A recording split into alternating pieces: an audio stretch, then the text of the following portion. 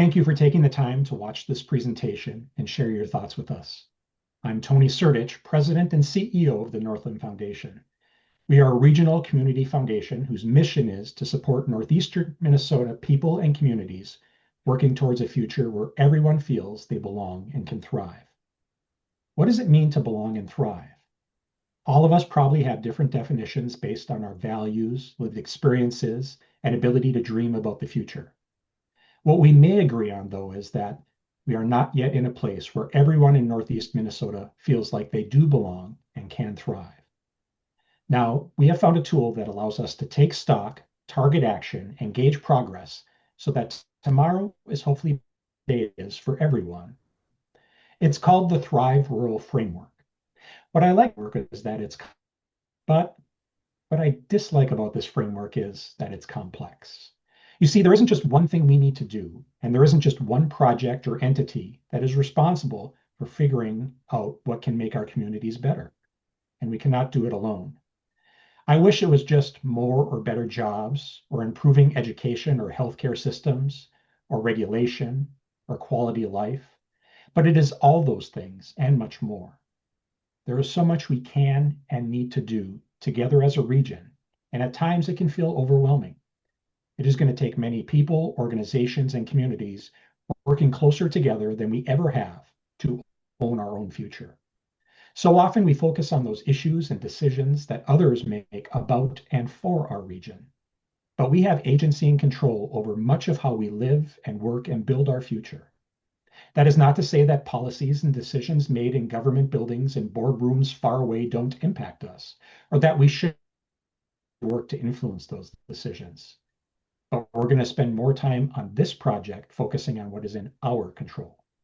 Over our time together today, you will hear about data and trends in our region. Some might reinforce what you're already thinking. Other data might surprise you. We will then look at this Thrive Rural framework to talk through all aspects of what it takes to have healthy rural communities. Based on this framework and what we know about our region, we will then suggest 8 steps forward that we can do today ourselves as a region to hopefully start the conversation about where we all want to go together. Now, we know it might look a little different depending on where you're coming from, and we don't have all the answers and want to ideas too. Thinking and doing things as a region can be tough. We are a big, broad area of the state with many similarities, but also specific and unique differences that must be taken into account. But we need an agreed upon roadmap so we can all hopefully row in the same direction for a better future. I'm sure we can all think of a time where a regional effort might not have worked out in the past, but I bet we can also think of several that have. Our goal shouldn't be to try and relive the past because that's just got us to where we are today, and I know we can and must do better. We can learn from the past, but we know the future will require us to act, work, and be different for ourselves, those we care about, and those that come after us. I'm hopeful for our future. Part of the reason I am is because you are here listening, learning, and hopefully contributing to a thriving Northland for all of us. So get ready, lean forward as I welcome our partner Carl from Northspan to lead us through this presentation. Welcome, Carl. Tony, and thank you to everyone for being here today. So my name is Carl Shetler. I'm the Vice President at Northspan, which is a community and economic development focused consulting firm based in Duluth, but operating all over Northeast Minnesota and beyond. And over the past year, we've been on a journey with the Northland Foundation to learn more about our region, really using this Thriving Rural framework from the Aspen Institute. So just to give you a little bit of background on what we'll talk through here today, we'll give some background on the project and why we decided to use this framework. We'll look into some data and some background research on how Northeast Minnesota is evolving as a region. Then we'll take the Thrive Rural framework and apply that to Northeast Minnesota to understand what some of the regional strengths and differences are. After that, we'll move into 8 gaps that we have identified across this region as areas that really emerges areas to work on as a region. And after that, we'll invite feedback and look for a lot of input from the community to understand what do you think of what we've identified in this initial analysis. So as Tony shared in the introduction, this was a concept that Northland Foundation brought to Northspan in 2024 around the idea of completing a regional analysis to understand really the state of affairs in Northeast Minnesota. And we had the opportunity to use this framework from the Aspen Institute, the Thrive Rural Framework, to understand things on a deeper level than we have before and to explore from different angles. And to our knowledge, we're the first region in the country to really do a thorough, comprehensive analysis of where we are using this framework. The study area for this research is the region served by the Northland Foundation. So that is 7 counties in northeast Minnesota, including Aitkin, Carlton, Cook, Itasca, Koochiching, Lake, and St. Louis counties. That region includes part or all of 5 Native nations, including Bois Forte, Grand Portage, Leech Lake, Blacks, and Fond du Lac. And something we really want to emphasize as we go into this work is the spirit of humility that we really bring to it. We know that this framework is very broad, it's complex. Many of the pieces of analysis are qualitative in nature, so we can't necessarily measure them as easily as we could if it were just data points. And so because of that, it's necessarily going to be missing things. We know that we're limited by our own perceptions as researchers, as some of the partners who have been involved in this project so far.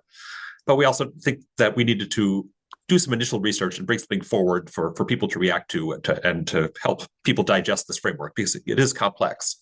So we really view this project as a conversation starter and a way to invite our partners in to further explore, address certain pieces that come up, discuss certain gaps that may emerge. So it's really the start of a conversation and an effort that will take many partners to advance, not just Northland or Northland Foundation.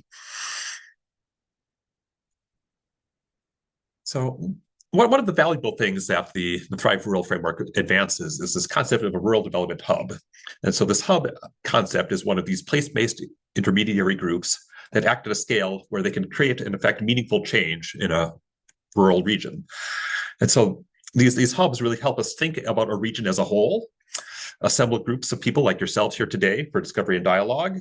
It's rooted in the region, so the analysis comes from people who know it well. It also takes a long view and really tries to tolerate some risk. We know that this might have some bumps in the road. We might try to address some of these issues and not everything may succeed, but that's okay because we need to try new things and be somewhat experimental here. We have the freedom to do that using this framework. And our goal here is really to bridge across the issues, get out of sight of silos and understand things in a more holistic way than we had before. And really doing this at the system level where you're not just addressing one small issue here or there, but thinking about how it all fits together. In their background research on thriving rural communities, Aspen identifies a series of rural realities. And well, they apply these to the entire nation, we find that they all really apply to Northeast Minnesota as well. So some of these realities is that rural America, well, it may seem like this monolith in certain national talking points. It really varies widely by economic base and geography, even within a region. And anyone who knows Northeast Minnesota knows that's very true, going from Duluth to the Iron Range to the North Shore to many other rural communities that are out there. The region is growing, but growth is uneven. We'll unpack some of that in demographics in a moment, but that is certainly true for this region also. The population profile similarly is changing as age groups and different demographic groups shift and move through the region. Also see that some economic, social, and health outcomes in rural areas tend to lag what we see in our bigger urban centers, and that requires some special thinking about how we address these issues. But at the same time, we see that these rural areas are very codependent and connected with the urban areas around them. So there's these deep connections that are happening, a lot of things like just commuting, people using different resources, and there are a lot of connections that are important to emphasize. And fundamentally, rural regions are very rich in resources, they're resilient, and they are creative. And as part of this project, we were able to identify and look at so many different initiatives that were happening across the region that really tap into that creativity, that resilience, that looking for creative ways to address old issues. And so we'll talk about some of those here today. And so as I mentioned, we really know that Northeast Minnesota is not uniform. That point that Aspen makes is very true for this region. It's very diverse. There are many small pockets of Northeast Minnesota that have some connections with other parts, but they also have their own little distinct cultures, economies, things going on. Northeast Minnesota does have one area that is defined as metropolitan in most definitions of what a metro is. The Duluth area, though in the national context, Duluth is a relatively small metro too, and it is certainly very closely interdependent with the rural areas around it. And so recognizing that we don't have much uniformity here, this report really tries to provide data by county and even split St. Louis County, which is very large, into north and south region when possible, so we can understand what's happening in some of the different subregions of Northeast Minnesota. And when you look at some of the high-level population trends in Northeast Minnesota, you really see that things are holding relatively steady. I think there's some narrative around population decline, but if you look since 2000, there's really been a 1.2% increase in the overall population, and that has more or less stabilized since 2015. And you're also seeing that it's not consistent across those 7 counties, what's happening in this population. So you're seeing actually some real population growth in Cook County, Carlton County, and the southern half of St. Louis County, and also in Aiken County. At the same time, you're seeing some real population loss in some parts of this region, particularly Coochinchin County, but also in the northern part of St. Louis County. And the other big trend that's really jumps out at us when you look at the population data of Northeast Minnesota is that the region is aging. You look at in the last 7 years for which we have data, there were over 4,000 more deaths than births happening in the region. And you really see this baby boomer age cohort aging into retirement age, an older age bracket, and eventually dying off. So in this time frame, only St. Louis County has more births than deaths, and this is something that we're only going to see compounding itself in the coming years as that big cohort ages and as national and global trends in birth rates continue. Just some headline numbers to share here too. The population under 18 since 2000 has decreased by 15.5%. At the same time, population over 65 has increased by 36.2%, and in some counties, that increase has been over 50%. So a substantial decrease in that older population group. There's also been some interesting shifts in the racial and ethnic dynamics in this region. The white population of Northeast Minnesota has decreased by over 10,000 since 2000, whereas the population of people identifying as Black, Indigenous, or people of color has actually increased by over 13,000. So all the region's growth can be attributed to that increased diversity. And another thing to really emphasize is that Northeast Minnesota is adding residents through migration. In the average year, over the past decade, the region has added 500 residents via migration. And then that has only accelerated since the COVID-19 pandemic to over 1,000 per year. It was positive in most counties pre-pandemic and is positive in all counties, even the ones that have seen substantial shrinkage in population post-pandemic. And I think this counters a common narrative around Northeast Minnesota, which is that many people are moving out of the region, which is in fact not true. The region is actually adding more people than it is subtracting through migration. The biggest reason why the population is not growing that much is because there are more people dying than being born. Also seen some interesting changes in some of the other demographic information we have access to. Seen some income growth in Northeast Minnesota that has been higher than inflation and outpacing state and national rates. We are starting from a lower spot, and so it's not uncommon for people starting from a lower spot to grow faster, but there is certainly growth happening. At the same time as you're seeing that income growth, however, we're also seeing increased poverty growth. And it's happening at a fast rate than in the country, a little slower than Minnesota, but there is certainly an increase in poverty in the region. And you're really seeing this divergence most in some of the areas that are actually doing on baseline the best in the region.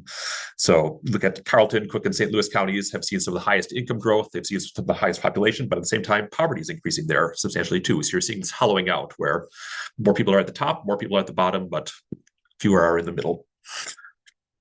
And that certainly has implications for who uses resources and what's available in the region. Also seeing a real strain on the housing market. We're seeing from many different data points. This is, of course, a national trend, but it's been significant in Northeast Minnesota, in particular because not only do we have some of the issues that you see nationally, such as a shrinking household size, which means that you need more housing units to house the same number of people, we also have this real increase in either the construction of or the conversion of residences into vacation or second homes. And that means that even if you're adding housing units, they may not be necessarily going to house people who live in the region. This has the effect of creating a very tight housing market, some real increase in costs, and this aligns with an emerging field of research around housing, which just says that we really just need more units to house the number of people who do live here or would like to live here.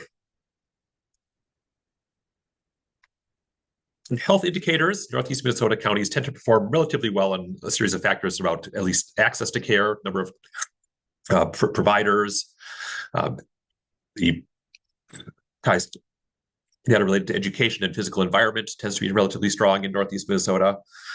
But the region does lag in certain health behaviors, including potential use, substance abuse, addiction, preventative health tends to lag. There are also some property-related factors in which the region tends to lag also.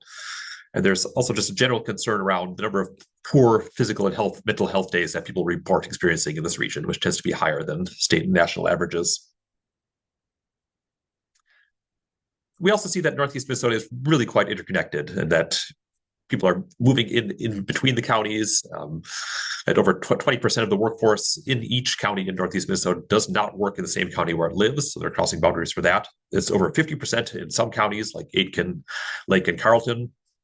And also see a lot of interconnection between St. Louis counties and its surrounding areas. So a lot of people commuting to or from Carlton County or Lake County or Itasca County into St. Louis. So just to wrap up this data piece and background information to kind of get us on the same page and understanding how we see these communities in Northeast Minnesota, really seeing this notable variety in the economic base and geography in rural America, and that you see that represented in Northeast Minnesota. These regions are like ours are seeing some growth in population. That growth is uneven, and the population profile in terms of age and race and ethnicity is changing. Outcomes tend to lag in terms of economics, social indicators, health outcomes. But at the same time, we see this real connection between different regions, the interdependence, and this opportunity to tap into these creative energy, the resilience, and the variety of resources that you see in Northeast Minnesota. So with that kind of as a baseline to ground ourselves, we're now dive into the framework for thriving rural communities to understand, how can we start to identify and address some of the gaps that we see in this region. So the Thrive Rural Framework, as we mentioned, is a tool from the Aspen Institute and their Community Strategies Group, which helps regions take stock of and target action and gauge progress. It consisting of 20 building blocks that they've split into local and system levels of area.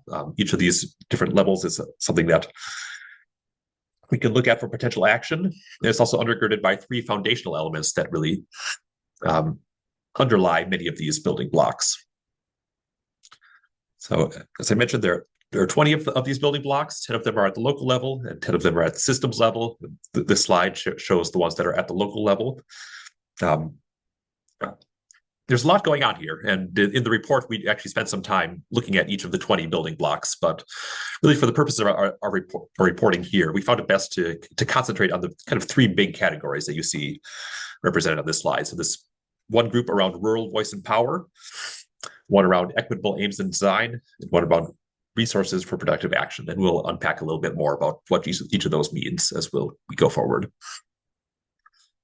But again, not only do we have these on the local level, we also have them on the systems level. So 10 more building blocks that are looking more at a regional and broader area. So it's not just one individual community and little activities happening in each of those, but how are people thinking beyond some of those boundaries to address some of these challenges? And finally, there are these 3 foundational elements that underlie all 20 of the building blocks. Aspen identifies these as place-based equity. So concerns related to policy and practices around the differences in outcomes that we see based on where someone is located. There are a number around class equity, and we talked in some of the data about some of the divergence we've seen in this region in terms of income.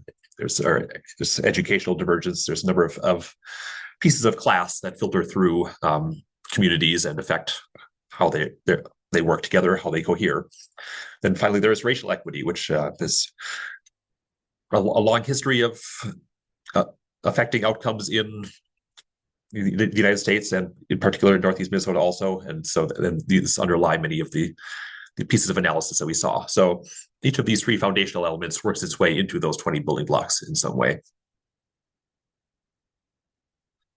So given all these 20 building blocks, the complexity of this model, we found it best to conduct the gaps analysis looking at those 3 big categories of action areas. And so those three areas are rural voice and power, equitable aims and design, and resources for productive action.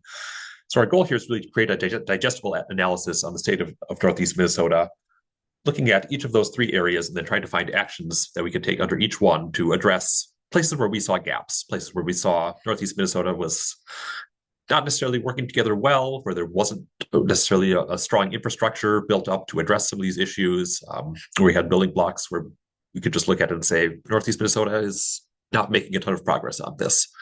And so that's really our goal in taking a look at each of these building blocks.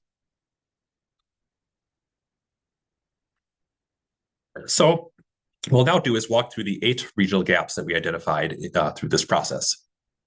And starting with the gaps that are in the rural voice and power category. So under rural voice and power, really trying to assess how well rural voices are heard. So that means a few pieces. So one is a very internal piece, thinking about how welcoming our communities are, how well are people included, how well do individuals feel like their voice and power is represented in their communities. It requires a certain meeting of basic needs for social and economic stability, and ability to exercise some agency, to be able to really exercise that voice and power. Without those basic things in place, it's hard to do. So that fundamental need is a real part of this set of actions also. And it also really sets the stage for broader advocacy and the telling of rural stories and rural narratives, because without that infrastructure in place to be able to tell those stories, it's very hard to have a voice or project any power. And when we look at Northeast Minnesota and how it's doing on rural voice power, we see that there's a lot going on. There are many community-based efforts, or a lot of different things going on in different pockets.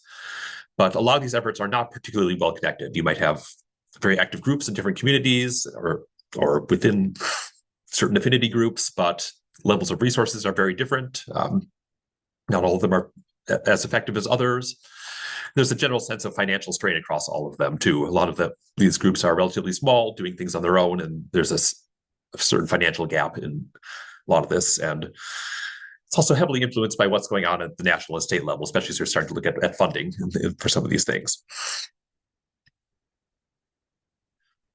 So when we look at that rural voice and power area, we identify a couple of specific pieces for action. And the first one we really saw coming out of a lot of the analysis was looking at local information sharing systems and really rebuilding that infrastructure for local information sharing across Northeast Minnesota. Probably not a surprise to anyone to know that the local media landscape has changed dramatically over the past 20, 30 years. You've seen major cutbacks in newspapers, television. You've seen also just significant changes in how information is shared with the explosion of social media, different resources on the internet. And you'll hear this very common lament in rural communities about how do we share information? How do we even tell people what's going on? And it's just not always obvious or clear, and can be really challenging to share that information outward. We've also seen a loss of local control of a lot of information sharing locally, whether that's consolidation of media, or just the fact that a lot of people now get their information from social media, which is controlled by algorithms that are not local at all, and other information that's fed in from outside places that may influence what people think in Northeast Minnesota. And so it's clear that there are some real issues around how well we share information in this region. And it's something that many parts of this country are thinking about. In some states, you really see philanthropy stepping up to make major investments in traditional media, trying to reinforce things like local newspapers or radio stations and trying to build up that local news capacity so that that isn't lost in this new environment. You're also seeing some real experimentation with new tools. So things like using AI to do community engagement, using it as a neutral facilitator of things. You're seeing exploration of different new media sources to get information out there. And so what we're really seeing here is that solving this difficult local information system environment is really going to require this mix of both old media and some of the benefits that it brought, and new media, which taps into technology tools that aren't going away. And finding a way to marry these two or keep different parallel tracks going is going to be very important to make sure that people understand what's going on in their communities, have a decent understanding of local news, and have resources to make their voices heard. So So that's one big action area. And the second one that we really saw coming out of this is what we're calling Welcoming Work 2.0. And so there's been a fair amount of foundational work done in Northeast Minnesota over the past few years. Both Northland Foundation and Northspan have been involved in some of this around the concept of welcoming community, recognizing that our communities are seeing real demographic change, that they are more diverse now, that you have new people moving in who may just not be familiar and are trying to find their way into networks that may have existed for long periods of time, and people may just be struggling to find out how do they exercise their voice within this broader region. So how do you create these welcoming communities that allow everyone to participate? This is also really foundational for the region if it's going to continue to attract people and continue to grow in population. And as we've gone through this, both in our own work in this region and also in tapping into national resources, I think we've developed a much better understanding of what does work to help build welcoming communities and what's counterproductive, because we have seen that some of these efforts around the country sometimes, instead of bringing people to the table for dialogue, and say close down discussion, are interpreted as threats. And that's obviously not going in the direction we want to go. So what this action area posits is that we need to take some time to step back and think about how we more creatively engage people, especially in what we'll call a more complex federal environment around funding for things related to diversity and inclusion, and also start expanding some of these efforts, connecting the different groups that are already operating in the space across the whole region, finding ways for them to bring them together. Collecting data is an area where we think there's some real room for growth and cooperation to understand what's really going on in the region, and iterating programming, improving it over time so that we're delivering the best possible welcoming community programming across Northeast Minnesota.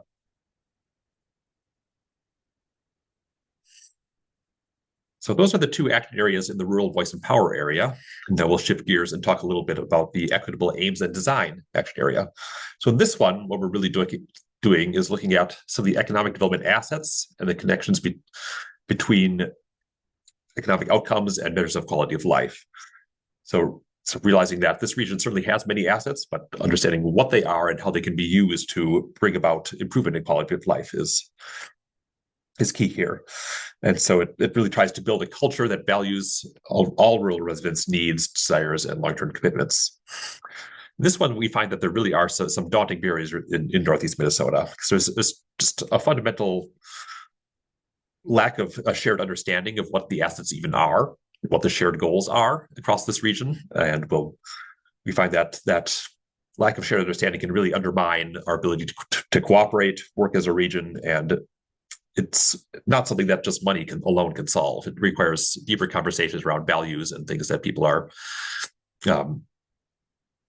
find very dear to themselves and what they value about this region.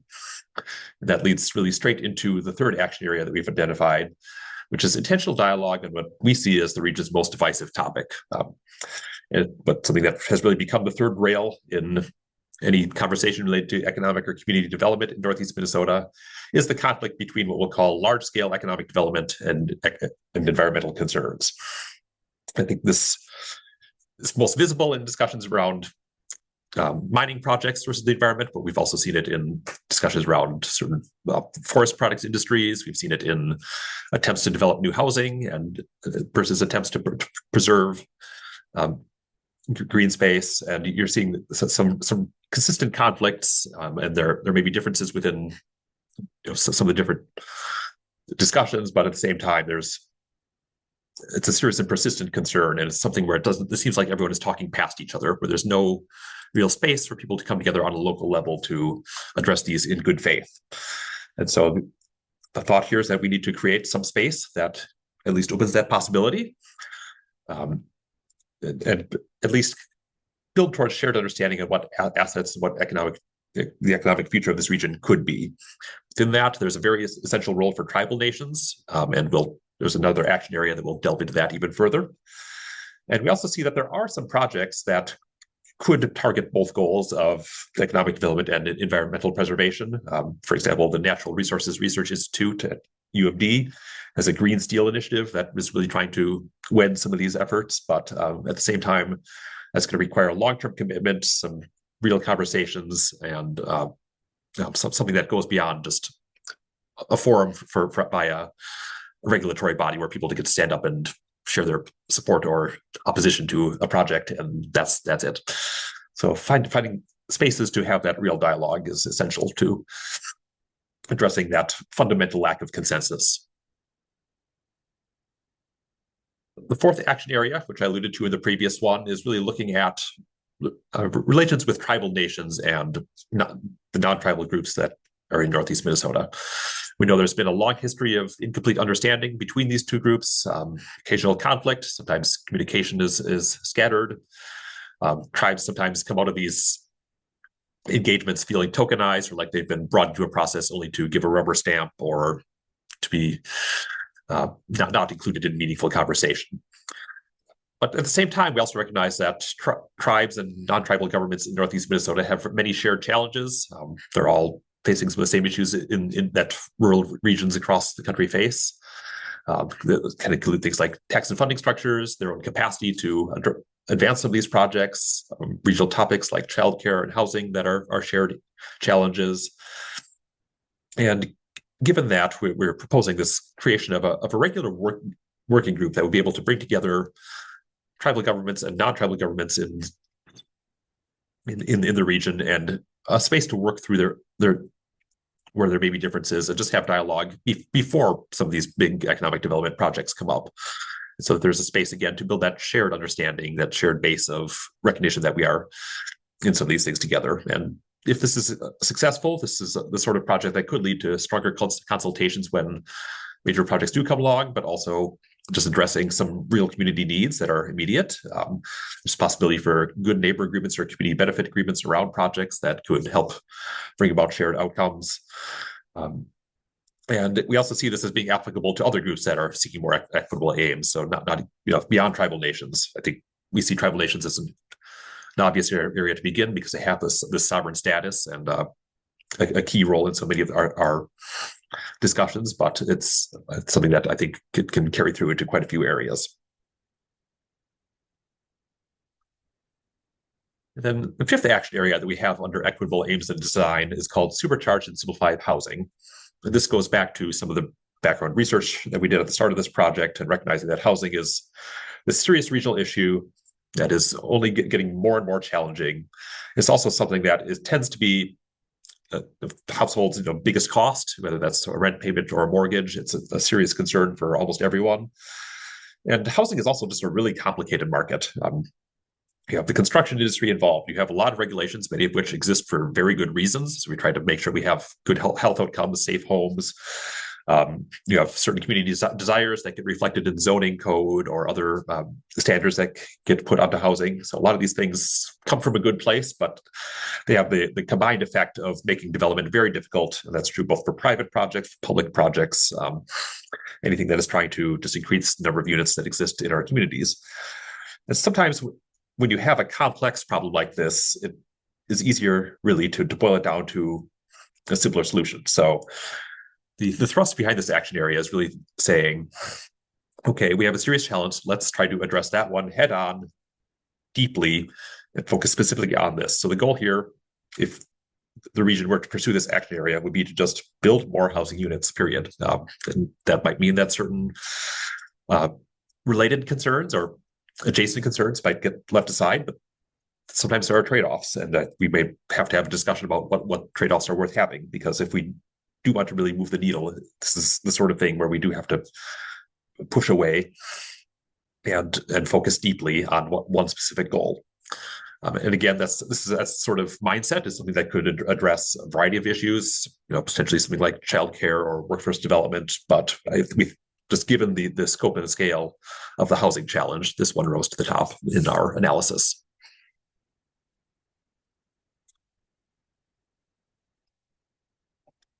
The third and final area of action items is called resources for productive action. And this one is really the phase that takes a lot of these wishes and desires that we saw in some of the previous action items and then moves it towards reality. And that's really building up the leadership, the capacity, the structures to act at a regional level and make big decisions. And what we really see right now is that Northeast Minnesota is in a state of flux with its resources for productive action. That the region has had quite a few institutions in place over time. Some of them have changed, whether that's because of leadership changes, whether that's shifting funding, just shifting priorities in communities. There's been a lot of movement in what that looks like, and we're at a place of change right now. And we're also at a time where there's a lot of information, a lot of data just in the world. And there's a lot that we could do things with, but it's not necessarily always well understood or well harnessed. And so this is an opportunity to use some of that information to power up a new infrastructure for what productive action in Northeast Minnesota could look like. And our sixth action area, the first in the Resources for Production Action sub-area, is called Invest in the Next Generation of Leadership. And especially in small rural communities, you see that local leaders are so crucial to getting so many things done. You have people wearing many different hats, serving in quite a few different leadership roles. You have some communities that are that's in the public sector, have very small staff. So you have people wearing many hats, doing many different tasks, some of which they may not be necessarily well trained for, even if they have certain skills that are very applicable. You also see that many volunteers are getting called into some of the same events and getting burned out because they're being asked to support so many community functions that people consider vital. And so what we see is this as an opportunity to really invest in leadership, especially as we also go through this demographic change as well, as we see an age cohort kind of moving out of many of these activities and some potential new opportunities coming in. So we see a gap that had been left when the Blinded Foundation, which had for a long time run a regional leadership program, has put that on pause. And so there are some Chamber of Commerce programs that are out there, but they tend to be limited into the larger communities and may or may not quite capture the full scope of what we're looking for in what we're talking about here. So looking for people in both formal and informal community development roles, finding ways to give them the training they need, the tools, the connections they need to really keep these vital community functions moving forward. And so finding some ways to fill that gap, we see as an important action area.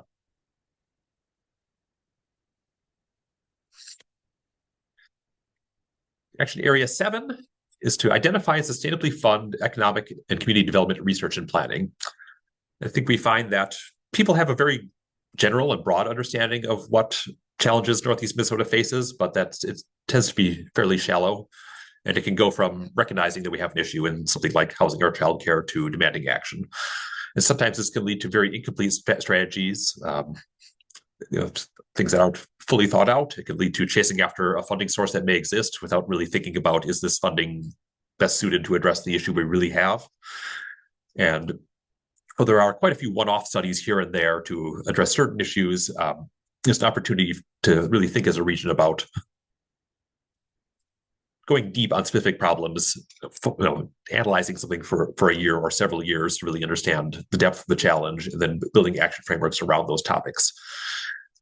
And by building that action framework, you're able to take that research and turn it into projects that are meaningful and gets us out of this cycle where we sit and have meetings on issues over and over again without necessarily seeing any steps forward. So having this foundational capacity to think about how to address some of these issues, we see as an area for action here.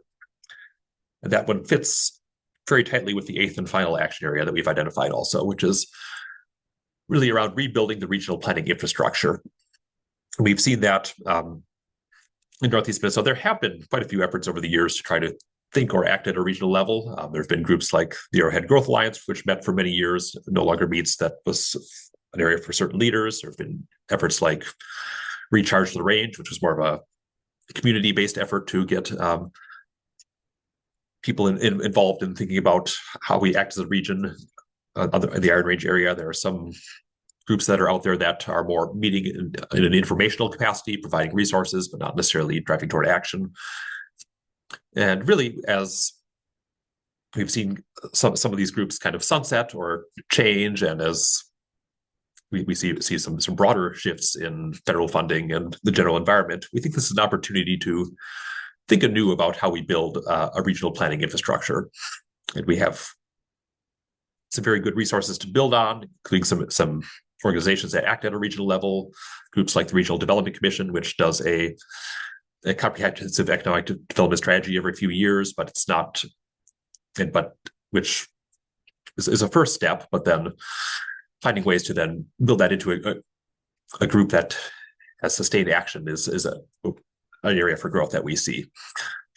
And the goal here is really to make sure that this effort is both high action, so it's really taking serious steps forward, but also high inclusion, so that it's avoiding some of the silos that we've seen in the past, where it was maybe just a group of people in leadership roles who met, and broadening it so that there's greater community participation, making sure all voices are at the table, and kind of building on some of those other action areas that we saw around information sharing, public participation, and regional research to create a system that can move in a productive way. And the rural development hub framework that Aspen has proposed really does fit this model well. So we have some good ideas to work on as we think about how to build out this infrastructure for a region that acts in an inclusive way.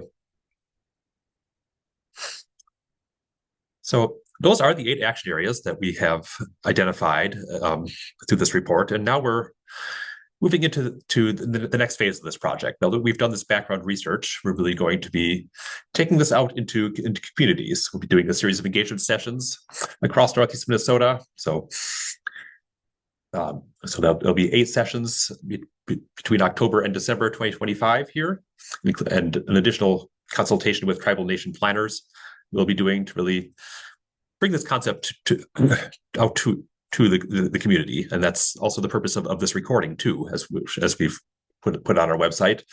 It's an effort to share the information with you and then invite feedback, because we will be revising this report. We will be making updates based on what we hear from community members.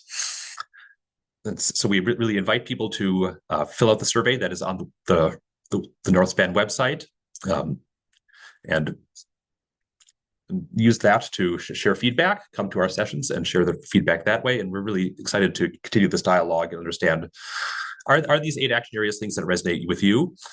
Do you see other gaps that we should be considering? Are there other considerations or people who should be at the table in some of these discussions? Because it really is going to take that regional effort. And again, this is not owned by any one group or individual. So we really need everyone to come to the table for a dialogue around how we can think about how to advance these different actions.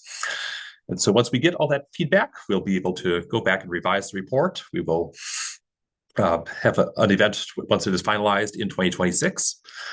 And we'll also be working with the Aspen Community Strategies Group to share what we found, work with them to understand what best practices other groups that are thinking about this framework might have across the country, and see how we can use it to spur action. So with that, I'd just like to say a thank you to the Northspan team, all 10 of us who are current or former staff or interns who are participated in this project and helped make it a reality. And also say a thank you to the Northland Foundation for its support and regional leadership in all these efforts. And so with that, I will pass it back to Tony to close us out. And a big thank you to you for really leading up the research aspect of this in the presentation. Very comprehensive. And so I just want to reiterate what Carl said. Our future is owned by all of us. And so now is your opportunity. Where do you think we're on the right path? Where do you think some of our suggestions maybe are on the wrong path? What is missing? What should be highlighted more? It's going to take all of us together to move our region forward, and your voice, all of your voices are absolutely vital in that process. And so please give us feedback. Please share this learning with others and encourage them to provide us feedback as well. We look forward to engaging with our region on an ongoing basis to improve what we already think we know and make it better. And none of us are as smart as all of us. And so we ask for your feedback. We ask for your support as we move this forward to a final report. And then after that is probably the most important step, just the show, call to action for everybody, wherever you live, whatever organizations you're involved in, or maybe creating something new, to pick up your oar and row in the same direction. And so thank you for taking the time to listen today. And we hope to hear from you soon. And we hope to stay engaged in this process. Have a great day.